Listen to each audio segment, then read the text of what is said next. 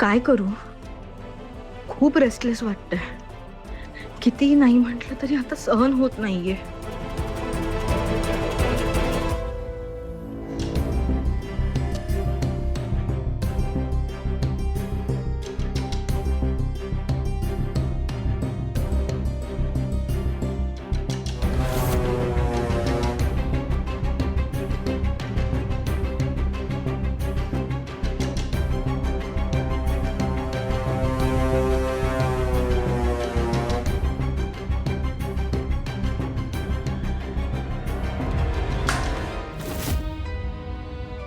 ए, कोण आहे? कोण आहे? कोण आहे?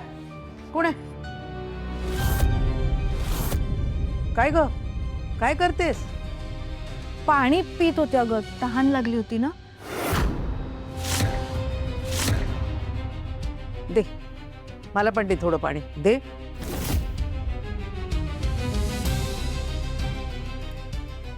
थोडं होतं. हे घे.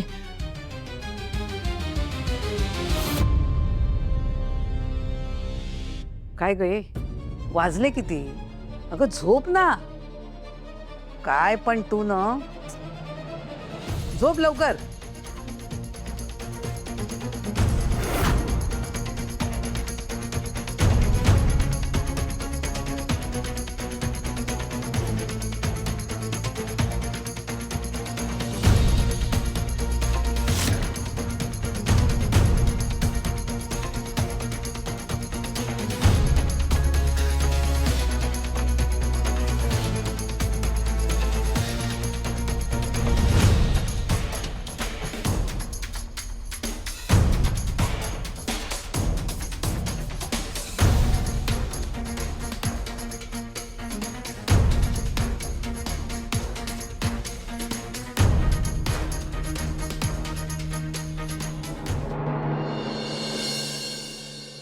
गुड मॉर्निंग मैत्रिणींनो.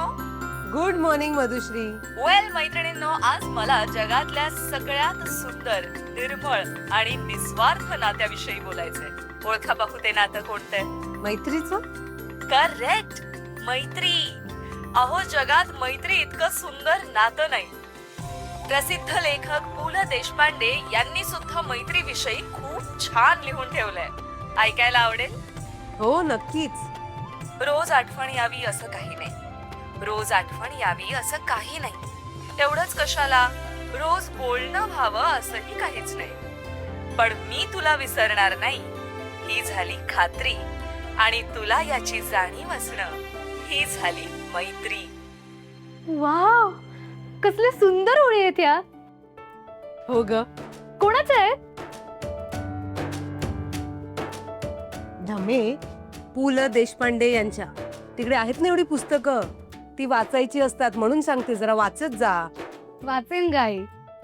नाही सिरियसली, मैत्री कसली भारी असते ना. त्याला कसले रिस्ट्रिक्शन्स नसतात, वय नसतं की कसलं दडपण नसतं. खरंय ग पिऊ, कधी कधी मला असं वाटतं ना की मैत्रीचं नातं हे रक्ताच्या नात्यापेक्षा मोठं आहे. म्हणजे हे माझं मत आहे. कारण ते नातं ना आपण आपल्या मनाने स्वीकारलेलं असतं. त्यात कुठलंही दडपण नसतं. बघ ना, निखळ असतं अगदी. हो ना. आता कालच बघ ना, कालच्या रियुनियनला आम्ही सगळे मित्रमैत्रिणी भेटलो. आम्हाला खूप छान वाटलं. असं वाटलं की अजूनही आम्ही तिथेच आहोत, कारण आमच्यातली ती मैत्री अजूनही तशीच आहे.